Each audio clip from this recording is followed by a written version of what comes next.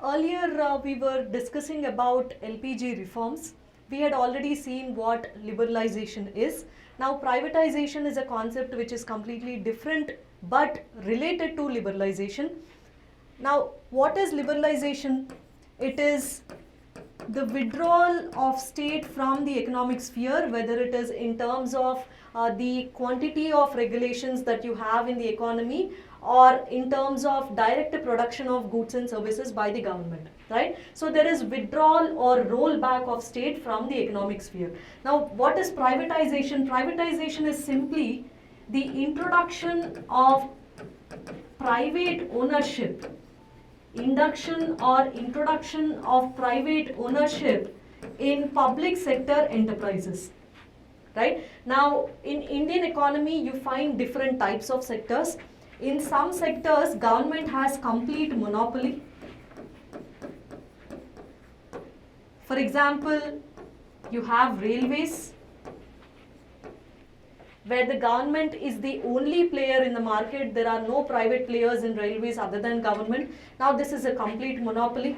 Now you also have some sectors where government is one of the player.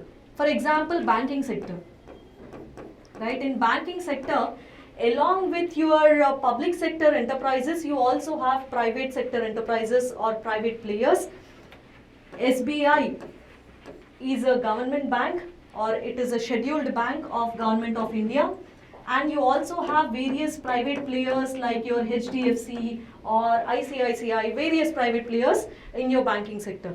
Now in these type of sectors where there are government companies and where it is one of the players in the market, what you do with privatization is you introduce private ownership. That is, you and I can become shareholders in government companies, including the big players in the market, big private companies. All of us can become shareholders in public sector enterprises. This is privatization, right? You are introducing private ownership in public sector enterprises. For example, if earlier government had 100% shareholding in SBI, what would happen now is the government may reduce its shareholding to 51% and give the remaining 49% to general public and other private players, right? Now this is privatization, introduction of private ownership in public sector enterprises, whereas these monopolies would remain, right? Now it is not necessary that the 100% shareholding in railways or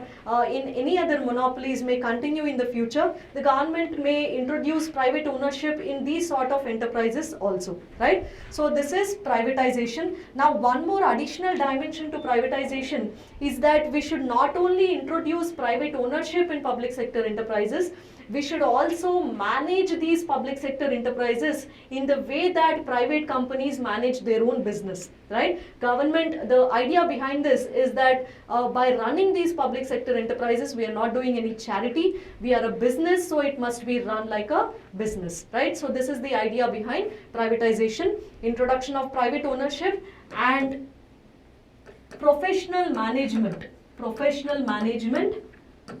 of public sector enterprises. These are the two dimensions, all right?